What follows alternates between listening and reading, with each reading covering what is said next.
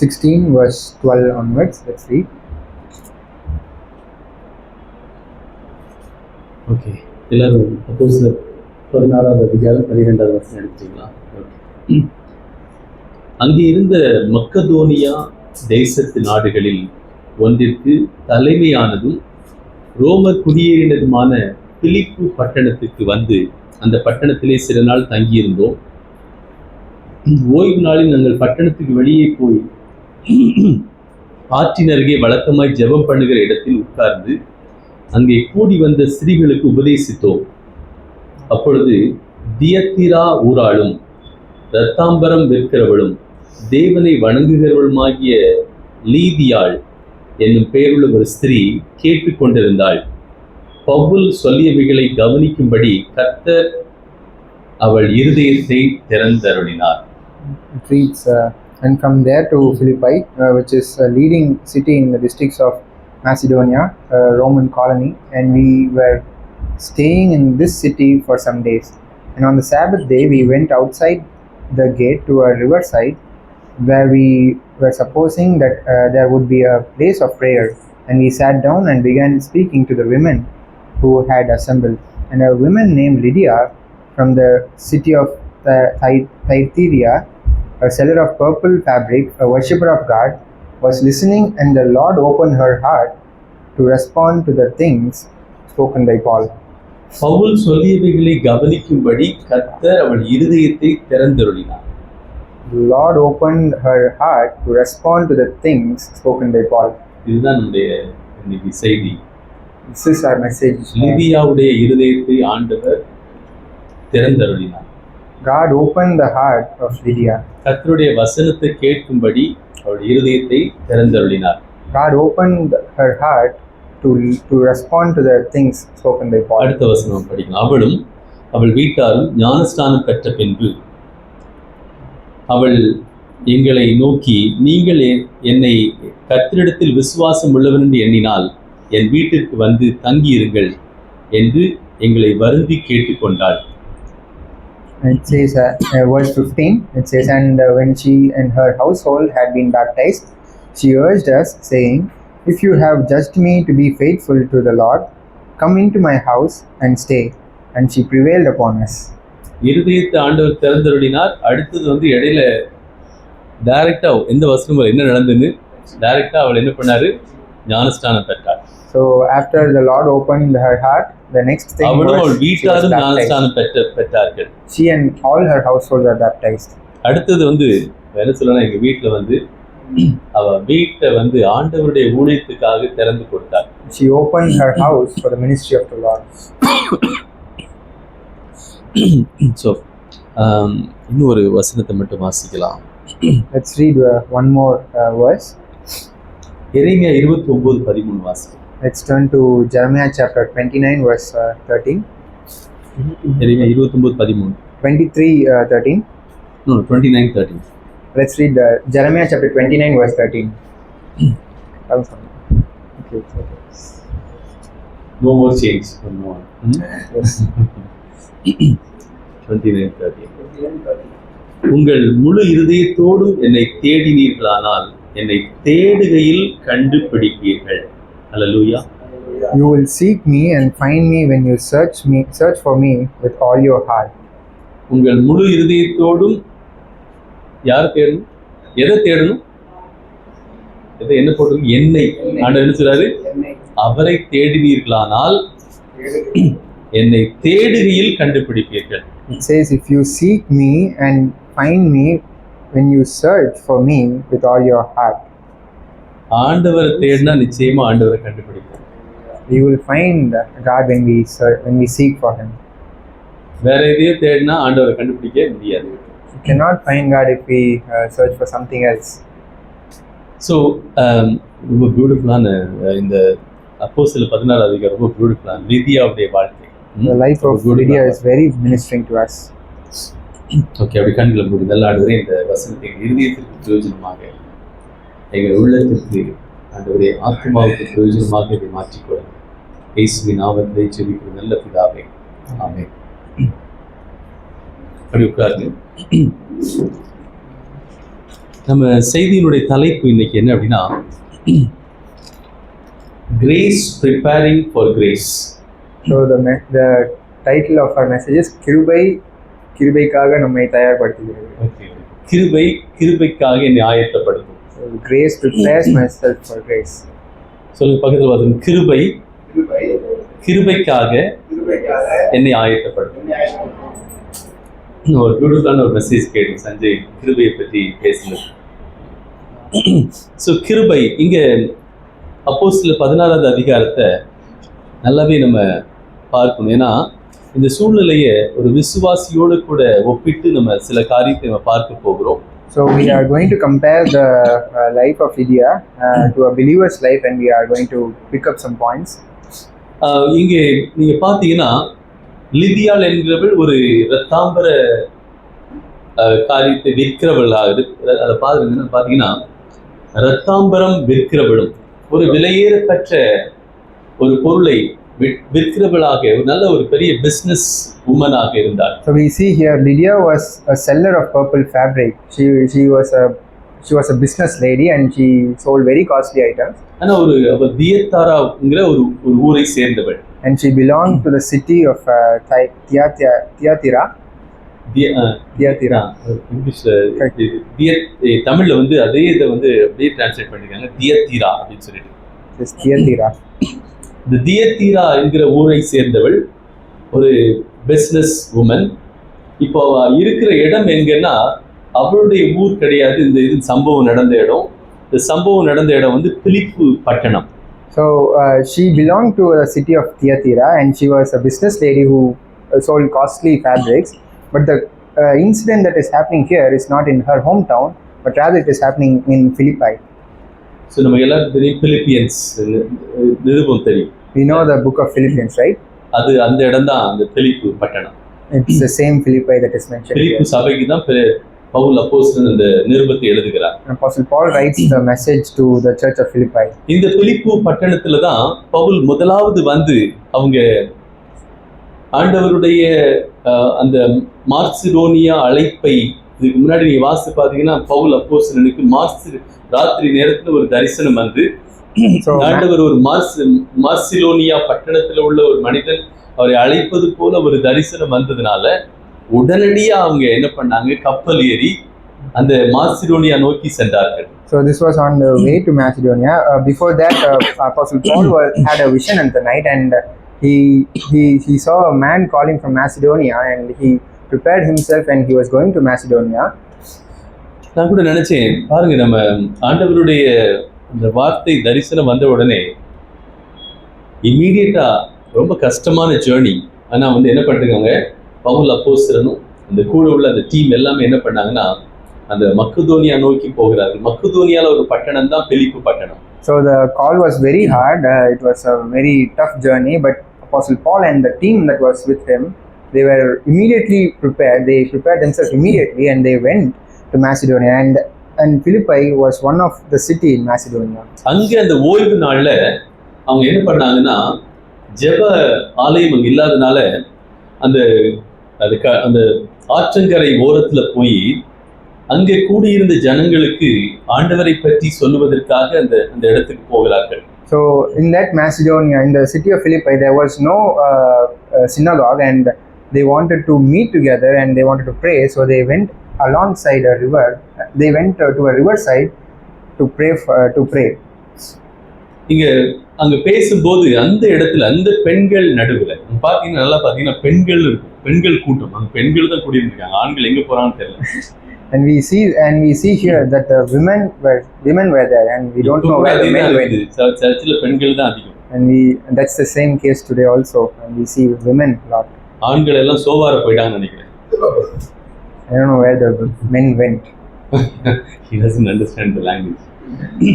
So இந்த பெண்கள் நல்லா பாருங்க, நல்லா வாசித்து பாருங்க. முக்கியமான காரியம் ஏன்னா இது ஆண்டவர் எவ்வளவு ஒரு திட்டம் வைத்து, பெண்களுக்கான ஒரு பெரிய திட்டத்தை வைத்து, பெண்கள் மேல ஆண்டவர் ஒரு பெரிய திட்டம் வைத்திருக்கிறார். We have to read it very carefully to understand the plan which God has for women, right? So God has a good plan for women. 13வது வசனத்தை பாருங்களேன். ஓய்வு நாளில் நாங்கள் பட்டணத்துக்கு வெளியே போய் ஆற்றின் அருகே வழக்கமாய் ஜெபம் பண்ணுகிற இடத்தில் உட்கார்ந்து அங்கே கூடி வந்த ஸ்திரீகளுக்கு உபதேசித்தோம்.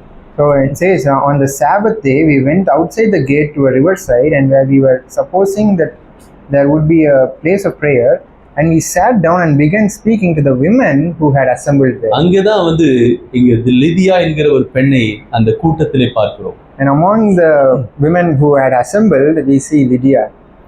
அந்த பெண்கள் நடுவில் அந்த பெண்களிடத்துல இவங்க உபதேசித்தோம். பவுல் சொல்றாரு, அந்த பெண்களிடத்துல நாங்கள் உபதேசித்தோம். என்ன உபதேசித்திருப்பாருன்னு சொல்லி அந்த வேத வசனத்துல நீங்க அந்த சாப்டர்லாம் வாசித்தீங்கன்னா, அடுத்த சாப்டர்லாம் வாசிங்க, முந்தின சாப்டர் வாசிங்கன்னா பவுல் அப்போஸ்தலர் என்ன உபதேசித்தாருன்னு சொல்லி நமக்கு தெரிய வரும். So and we see here Apostle Paul and his team were speaking to the women, and if we see the verses before that and after that, we could not find what Apostle Paul had spoken to him. அப்போஸ்தலர் நடவடிக்கையில என்ன உபதேசித்தாருன்னு சொல்லி அந்த வசனத்துல இல்ல. There is no mention of what Apostle Paul spoke to them in that verse. என்ன உபதேசித்திருப்பார் நீங்க நினைக்கிறீங்க? What do you think Apostle Paul would have spoken to them? என்ன தெரியுமா உபதேசித்தார்? நற்செய்தியை உபதேசித்தார். Maybe he would have spoken to them the good news.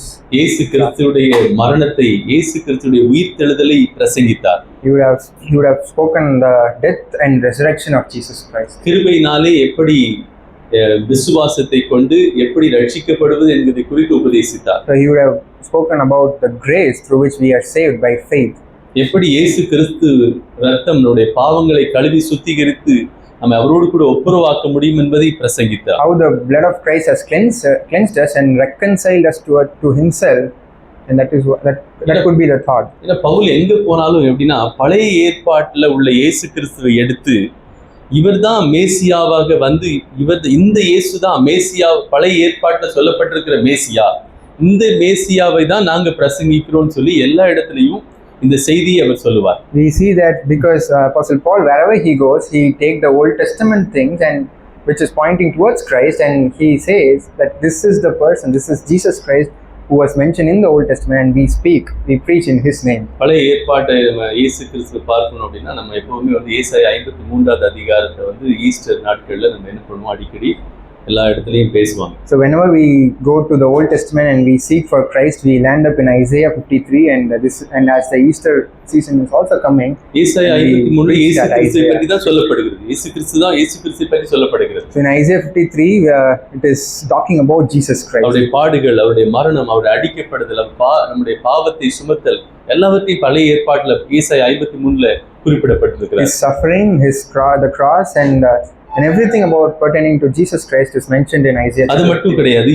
சங்கீதம் 22வது அதிகாரத்துல எப்படி சங்கீதம் 22:16 நீ வாசித்து பாத்தீங்கன்னா அவருடைய கைகள் கால்கள் எப்படி ஆணியால குத்தப்பட வேண்டும் சொல்லி சங்கீதம் 22ல குறிப்பிடப்பட்டிருக்கு. In Psalm chapter 22 verse 18 it also speaks about the crucifixion of Jesus Christ. சங்கீதம் 16வது அதிகாரம் 10வது வசனத்துல அவருடைய உயிர்த்தெழுதலை பற்றி குறிப்பிடப்பட்டிருக்கு. And in Psalm chapter 16 verse 10 it talks about the resurrection of Jesus Christ. ஓசியா 6வது அதிகாரம் 2வது வசனத்தை படிங்க, வாசிக்கலாம் ஒரு. Let's read Hosea chapter 6 verse 2. அங்க ஆண்டவர் உயிரோடு எழும்புகிறதை குறித்து தீர்க்க தரிசனமாக உரைக்கப்பட்டிருக்கிறது. There we read the resurrection of Jesus Christ. வாசிங்க, இந்த ஓசியா 6:2 வாசிக்கலாம், படிக்கலாம். Let's read Hosea chapter 6 verse 2.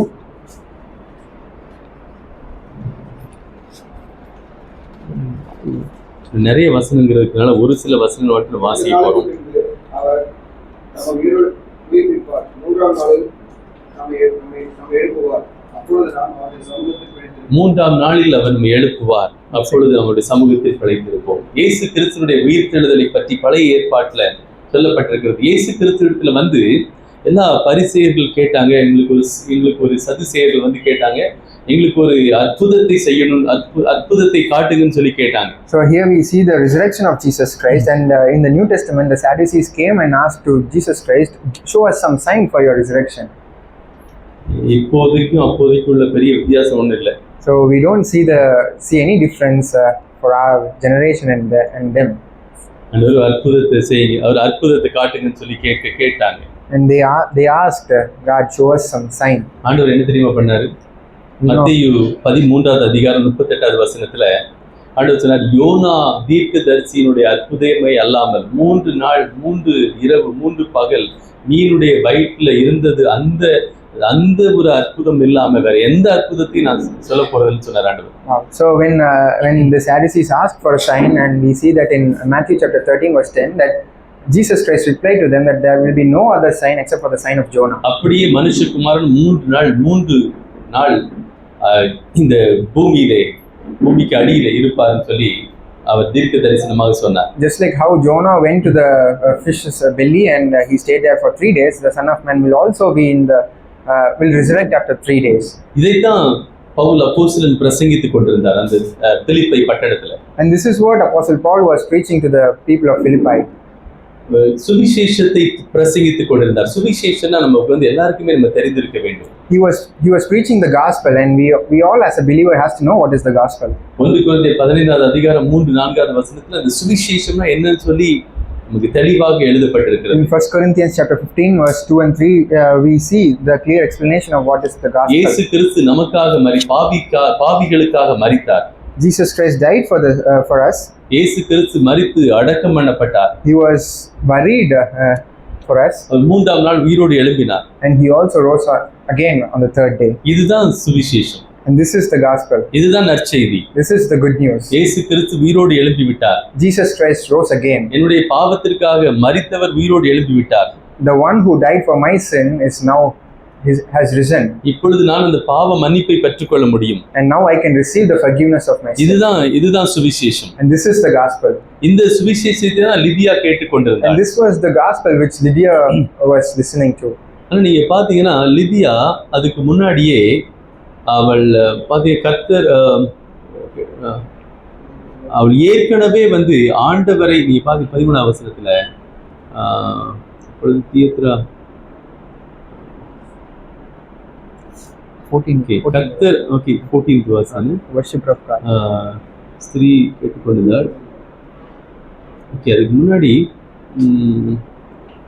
ஆண்டவரை விசுவாசித்தவள்னு இருக்குங்க. worship of God. Worshipper of God. 14th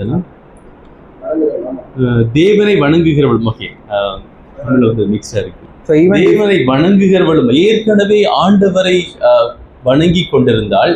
Even before she knew God, she was a worshipper of God. அவள் ஆண்டவரை பழைய ஏற்பாட்டு ஆண்டவரை அறிந்திருந்தாள். அவர் ஒரு புறஜாதியான ஒரு பெண். She is a Gentile woman, and she is a Gentile woman like many of us, like us, and she was listening to she was worshipping the God of the Old Testament. இந்த பவுல் பேசும்போது ஆண்டவர் அவருடைய இருதயத்தை திறந்தார். But when Apostle Paul was speaking to her, God opened her heart. இந்த பவுலுடைய செய்தி எப்பொழுதுமே ஒரு இன்விடேஷனோட எப்பொழுதுமே கடைசியா ஆண்டவரை ஏற்றுக்கொள்வதற்கான ஒரு இன்விடேஷனோட தான் இருக்கும். So Apostle Paul's message will always end with an invitation to accept Jesus Christ. 16:31 கூட அதே அதிகாரத்தில் நீங்க திருப்ப வேண்டாம். அதற்கு அவர்கள் கர்த்தராகிய இயேசு கிறிஸ்துவை விசுவாசி, அப்பொழுது நீயும் உன் வீட்டாரும் ரட்சிக்கப்படுவதற்கு என்ன செய்யணும்னு கேட்கும்போது பவுல் அப்போஸ்தலன் சொன்னார், நீ ஆண்டவராகிய இயேசு கிறிஸ்துவை விசுவாசி, அப்பொழுது நீயும் உன் வீட்டாரும் ரட்சிக்கப்படுவீர்கள். That we see in Acts chapter 16 verse 30 and 31, and when he asked what must I do to be saved, and he replied that believe in the Lord Jesus and you will be saved, you and your household. நேற்று ஒரு சகோதரர் கால் பண்ணி எங்க வீட்டில் உள்ள கஷ்டமான ஒரு சூழ்நிலையை ஷேர் பண்ணிட்டு இருந்தார். So yesterday a brother called me and he was sharing the difficult time that he was facing in his house. அவருடைய மனைவி எப்படி ரட்சிப்புக்கு எவ்வளவு தூரமா இருக்கிறாங்க பத்தி சொல்லிட்டு இருந்தார். He was talking about how far his wife was away from the salvation, away from God. நான் கூட அவர் உற்சாகப்படுத்துறதுக்கு ஆண்டவருடைய வசனத்துல இருந்து எக்லீசியாஸ்டிஸ் பிரசங்கி 3:15 வேதம் சொல்லுகிறது, ஆண்டவர் அதிரதின் காலத்தில் ஆண்டவர் நேர்த்தியாய் God makes all things beautiful in his time. So I also was trying to encourage him with a verse from Ecclesiastes chapter 3 verse 15, and it says that God works all things in his time. Beautiful in his time. God make all things beautiful. God make all things beautiful in his time. ஆண்டவர் சகலத்தையும் அதினதின் காலத்திலே அழகாக மாற்றுவார்னு சொல்லலாம். God will change everything beautiful in His time. ஒரு முடியாத சூழ்நிலை, It was a very impossible situation. ஒரு ஒரு இக்கட்டான ஒரு சூழ்நிலை. It is a very tough situation. ஆனால் ஆண்டவர் அதற்கான ஒரு நேரத்தை வைத்திருக்கிறார். But God has a time to make everything beautiful. இங்க லிதியாவுடைய இருதயத்தை ஆண்டவர் சரியான நேரத்திலே திறந்தார். Here we see that God opened the heart of Lydia at the right time. இதே மாதிரி தான் இதே இந்த இருதயத்தை திறந்தாருங்கிற அதே வார்த்தை வந்து இன்னொரு இடத்துல கூட லூக்கா 24வது அதிகாரத்துல 2 சீஷர்கள் எம்மாவுக்கு நடந்து போய் கொண்டிருக்கும் இயேசு கிறிஸ்து உயிரோடு எழும்பி அந்த 3ஆம் நாள் உயிரோடு எழுதினதுக்கு அப்புறம் இந்த 2 சீஷர்களும் என்ன பண்ணாங்க, எம்மாவூருக்கு நடந்து போயிட்டு இருந்தாங்க. அப்ப இயேசு கிறிஸ்து அவளோடு கூட இணைந்து நடந்து அவர்களோடு கூட பேசி கொண்டு சென்றார். ஆனா அவங்க இயேசுவை அறியாதிருந்தார்கள். So the same the Lord opened her heart. The same opening of the heart is mentioned in Luke also, where the disciples were walking in the road to Emmaus, and Jesus was with them, but their heart was not open. But later God opened their heart. இயேசு கிறிஸ்துவோடு கூட ஒரு பந்தி இருந்த போது அவருடைய கண்கள் திறக்கப்பட்டது, அவருடைய இருதயம் திறக்கப்பட்டது. When they stayed with Jesus Christ, their heart was open. இருதயம் திறக்கப்பட்டதுன்னா என்ன அர்த்தம்னா, இயேசு கிறிஸ்துவை குறித்ததான புரிதல் அவர்களுக்கு உண்டானது. The opening of the heart means they understood Jesus Christ. வசனத்தை குறித்ததான ஒரு புரிதல் உண்டானது. They understood the word of God. அதே அதிகாரத்துல வந்து லூக்கா 24:45வது வசனத்துல அவருடைய சிந்தையை திறந்தருளினார் இருக்கு. Here also we see God opened the mind of Lydia. அந்த சிந்தை அவருடைய இருதயத்தை திறந்ததுன்னா என்ன அர்த்தம் அப்படின்னா, what does it mean by opening of her heart? லிதியாவால இயேசு கிறிஸ்துவை புரிந்து கொள்ள முடிந்தது. The meaning of the Lord opened her heart means that Lydia was able to understand who Jesus Christ was. இயேசு கிறிஸ்து இவளுக்காக சிலுவையிலே மரித்து உயிரோடு எழும்பினார்ங்கற அதை புரிந்து கொள்ள முடிந்தது. She was able to understand that Jesus Christ died for her sin on the cross. அவள் ஆண்டவரை ஆராதிக்கிறவளா இருந்தால், she was a worshipper of God, ஆனா இயேசுவை அறியாதவளா இருந்தாள். but she never knew Christ. ஆனா ஆண்டவருடைய இருதயத்தை கிருபையாக திறந்தருளினார். But the Lord opened her heart by His grace. கிருபைக்காக அவளை ஆயத்தப்படுத்தினது. The grace prepared her for grace. இந்த லிதியாவை பற்றி நம்ம சில காரியங்களை பார்த்து நம்ம இந்த செய்தியை முடிக்கலாம். We'll see certain points about Lydia and we'll finish the message. முதலாவது, இந்த லிதியாவுக்கு ஆண்டவர் இயேசுவை பற்றி ஒரு தனிப்பட்ட ஒரு அறிவு அவளுக்கு இல்லை. So the first thing is that Lydia did not have any personal experience with Jesus Christ. She did not know who Christ is personally. ஆனால் அந்த இடத்திற்கு கூடி வந்த போது அது அவளுடைய ஏற்கனவே ஆண்டவரை அவள் ஆராதித்து கொண்டிருந்தது தான் அவளை அந்த இடத்திற்கே கொண்டு வந்தது. So but she was worshipping God and that brought her to be assembled in the gathering of the women. ஆண்டவர் நம்ம ஒவ்வொருவரையும் ஆண்டவர் இயேசு கிறிஸ்துவை தனிப்பட்ட விதத்தில் நம்ம அறிந்து கொண்டு அவரோடு கூட ஐக்கியப்பட வேண்டும் என்று அவர் விரும்புகிறார். So God wants us, God's will for us is to know Him personally and have a fellowship with Him personally. ஆனா நம்ம ஒருபோதும் நம்ம என்ன பண்ண, ஆண்டவர் நம்மளை எங்க இருந்தாலும் நம்ம ஆசீர்வதிக்கலாம். ஆனா நம்ம ஒருபோதும் ஆண்டவருடைய சபையில கூடுவதனுடைய ஆசீர்வாதத்தை ஒருபோதும் குறைத்து மதிப்பிட்டு விடக்கூடாது. But we should never disregard the blessing of assembling as a church here in லிதியா அங்கு கூடி வந்த போது ஆண்டவருடைய இருதயத்தை திறந்தருளினாள். அவளும் அவருடைய வீட்டாரும் ரட்சிக்கப்பட்டார்கள். When Lydia came to the assembling of the women, she was saved, and not only her but her household also were saved. இங்க லிதியாவுடைய இருதயம் திறக்கப்பட்ட முதலாவது என்னன்னா, அவ ஒரு நல்ல ஒரு கேட்கிற ஒரு காதை, அது நல்ல ஒரு கவனிக்கிறவளாக அவள் இருந்தாள். She was a good listener to the word of God. ஆண்டவருடைய வார்த்தையை கவனித்து கூர்ந்து கேட்டாள். She was so good in listening to the word of God. She was so focused. அவளுக்கு அந்த கற்றுக்கொள்ளக்கூடிய ஒரு ஆவி இருந்தது. She was willing to learn and கற்றுக்கொள்ளக்கூடிய ஒரு இருதயம் இருந்தது. She had a heart to learn. ஆண்டவருடைய செய்தியை அவள் முக்கியமாக ஒரு மிக முக்கியமானதாக அவள் கருதினாள். She kept the message of God so precious. She wanted to know God. அவளுக்கு நிறைய வேலை இருந்திருக்கும். She also would have had many works. அவளுக்கு நிறைய பொறுப்பு இருந்திருக்கும். Many responsibilities. ஆனா எல்லாவற்றையும் தாண்டி இங்க வந்து அவர் நினைச்சிருக்கலாம், ஐயோ அங்க உட்கார்ந்துட்டு என்ன அது பண்ணுவேனா இது பண்ணுவேன்னு சொல்லி அவர் சிந்தையில நினைச்சிட்டே இருந்திருக்கலாம். So she is a business lady. She must have had many work and responsibilities, but she never took that when listening to Apostle Paul. but she was very focused at what Apostle Paul was teaching. லிதியா ஆண்டவருடைய வார்த்தையை கூர்ந்து கவனிக்கிறவளா இருந்தாள். She was a very good listener to the word of God. ஏன்னா அவள் ஆண்டவருடைய வார்த்தையை கனப்படுத்துகிறவளா இருந்தாள். Because she honored the word of God. அதுதான் ஆண்டவர் அவருடைய இருதயத்தை திறப்பதற்கு ஒரு உறுதுணையாக இருந்தது. And that helped the Lord to open up the heart of Lydia. அதனாலதான் ஆண்டவருடைய லிதியாவுடைய எவ்வளவு பியூட்டிஃபுல்லா இருக்கும், லிதியாவுடைய இருதயத்தை திறந்தார். And it is written beautifully, and it says the Lord opened her heart. நான் நினைக்கிறேன் அங்க நிறைய பேர் கூடி இருந்திருப்பாங்க, மேபி 50 பேர் கூடி இருந்திருக்கலாம். Probably there would have been 50 women who had gathered as a வேதத்தில் குறிப்பிடப்படல. நான் நினைக்கிறேன் ஒரு 50 பேராவது இருந்திருக்கலாம். It is not written in the Bible. We just presume that it could be. ஆனா வேதம் சொல்கிறது லிதியாவுடைய இருதயத்தை ஆண்டவர் திறந்தருளினார். But the Lord opened her heart. ஏன்னா இந்த இருதயம் எப்போ அந்த இருதயம் திறக்கப்படும் அப்படின்னா, எப்போ இருதயம் ஆயத்தமா இருக்கிறதோ அந்த இருதயம் தான் திறக்கப்படும். So when will the heart be opened? It can be opened only when the heart is prepared. லிதியா ஏற்கனவே ஆண்டவரை ஆராதிக்கிறவளா இருந்தால், as a worshipper of God, ஏற்கனவே சத்தியத்தை தேடுகிறவளா இருந்தால், as a seeker of the truth, அவள் எல்லா உலக காரியத்திற்கு மத்தியில ஆண்டவரை முக்கியப்படுத்துகிறவளா இருந்தால், in the midst of all the worldly affairs, she put God at the center. அங்கதான் ஆண்டவருடைய இருதயத்தை திறந்தார். And that is the point where the Lord opened her heart. அப்படிப்பட்ட ஒரு இருதயத்தை தான் ஆண்டவர் திறக்கிறவர். And God is the God who opens the heart. கிருபை அவருடைய இருதயத்தை ஆசீர்வாதத்திற்காக ஆயத்தப்படுத்தி இருந்தது. Grace prepared her heart for the message. வேத புத்தகத்துல ஒருபோதும் ஆசீர்வாதம் என்பது இந்த உலக பொருளோடு கூட சம்பந்தப்பட்டது அல்ல. The Bible never defines the blessing with the worldly blessings.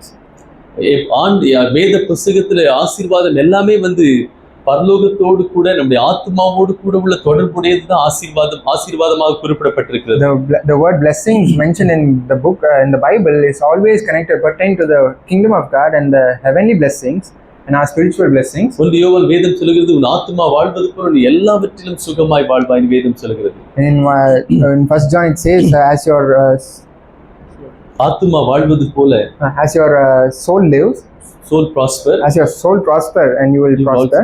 So ஆத்மாவை பற்றி தான் முக்கியப்படுத்துகிறது. ஆத்மாவை தான் நம்ம வேத புத்தகத்துல ஆத்மாவை குறித்து தான் கரிசனையாக எழுதப்பட்டிருக்கிறது. And all the blessings are pertaining to the soul of a man. இங்க லிதியாவுடைய இருதயம் திறக்கப்பட்டது.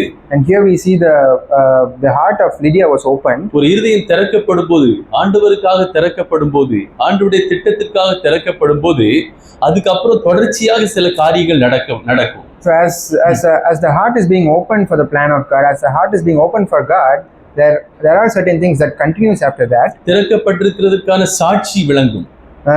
There are certain things that testifies to the opening of the heart. முதலாவது சாட்சி என்ன அப்படின்னா, the first evidence is அவள் கேட்ட உடனே அவளுடைய இருதயம், அந்த தாழ்மையான இருதயம் என்ன பண்ணுதுன்னா, அந்த இருதயம் ஆண்டவருக்கு உடனடியாக பதில் கொடுத்தது. So the first thing that she did was she responded to the word of God. So பாத்தீங்கன்னா இந்த அப்போஸ்தலர் 16வது அதிகாரத்துக்கு வாங்க.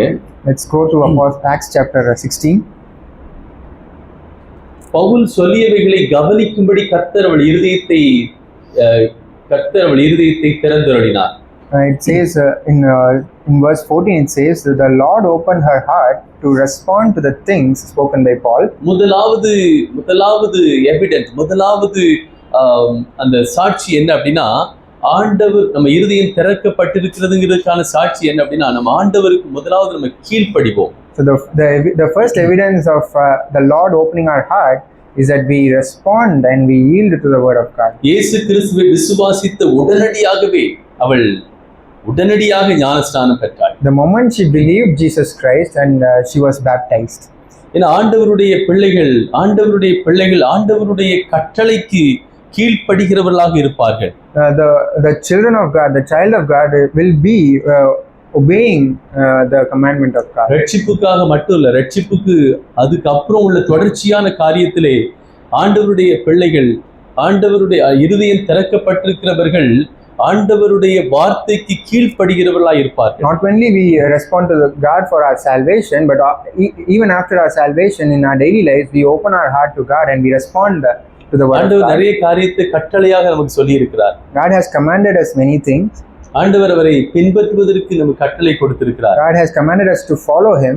ஆண்டவர் அவருடைய வார்த்தையை நம்ம கேட்டு அந்த வார்த்தையின்படி நடப்பதற்கு நம்ம கட்டளை கொடுத்திருக்கிறார். God commanded us to listen to his word and to yield to his word and to walk ஆண்டவர் according to his word. கட்டாயப்படுத்துகிறவர் அல்ல. God is not forceful. நம்ம சபை கட்டாயப்படுத்துகிறது அல்ல. The church is not a forceful thing. சுய ஆதாயத்துக்காக பயப்படுத்தி குற்ற உணர்வை கொடுத்து கட்டாயப்படுத்துகிறதுக்காக வேத வசனம் நமக்கு கொடுக்கப்படவில்லை. The word of God is not to condemn us. The word of God is not to force us to come to church. நீ ஞாயிற்றுக்கிழமை வரல அப்படின்னா இது உங்களுக்கு நடந்துரும் அப்படின்னு சொல்லி சபை சொல்லுகிறதுக்காக சபை வைக்கப்படல. It is not that if you don't come to the Sunday service you will have something bad in your life. It is not like that. நீ ஞாயிற்றுக்கிழமை வராட்டியும் ஆண்டவர் உங்க மேல அன்பா இருக்கிறார். Even if you miss a service, God is still faithful. நான் ஞாயிற்றுக்கிழமை ஏன் வரேன்னா ஆண்டவர் மேல அன்பு கூறுகிற அவருடைய கட்டளைக்கு கீழ்ப்படிவான வேதம் சொல்கிறது. But why do we come to the church is because the word of God says, if you love me, obey my command.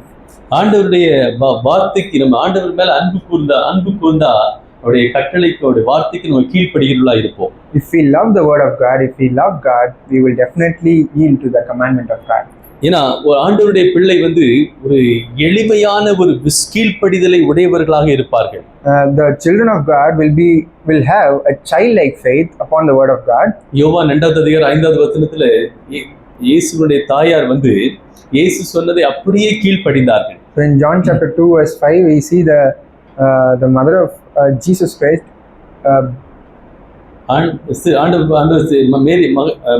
மரியாதை பார்த்து சொன்னாரு, உனக்கும் எனக்கு என்ன, அவங்க நீ வேலை இன்னும் வரலன்னு சொன்னார். So when in John chapter 2 we see that Mary yielding to the word of God. ஆண்டவர் சொன்னார். அதுக்கப்புறம் ஆண்டவர் சொல்லுகிறத மரியாள் போய் அவங்கள்ட்ட சொன்னா, அவர் சொல்லுகிறத நீங்க என்ன பண்ணுங்க அப்படியே செய்யுங்கன்னு சொன்னாங்க. So Mary told the other people, go listen to what Jesus says. ஒரு எளிமையான கீழ்ப்படிதல். God requires a simple faith. இது எப்போ வரும்னா நம்ம ஆண்டவரோடு கூட உள்ள ஒரு ஐக்கியம் வரும்போது, ஒரு தொடர்பு வரும்போது, ஆண்டவரோடு கூட உள்ள ஒரு இணைப்பு வரும்போது. So this simple faith comes to us when we have fellowship with God and when we are united with God. வேத புத்தகத்தில் அநேகர் கீழ்ப்படிந்தார்கள்.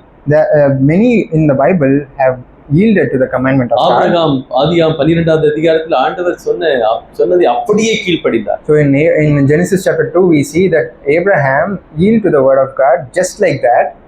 அதனாலதான் யாக்கோபு 1:22 வேதம் சொல்லுகிறது, நீங்க வசனத்தை கேட்கிறவர்களாக மாத்திரமல்ல, வசனத்துக்கு கீழ்ப்படுகிறவர்களாக அதன்படி செய்கிறவர்களாக இருக்க வேண்டும் என்று That is why in James chapter 1 it says, don't be just the hearers of the word but the doers of the word.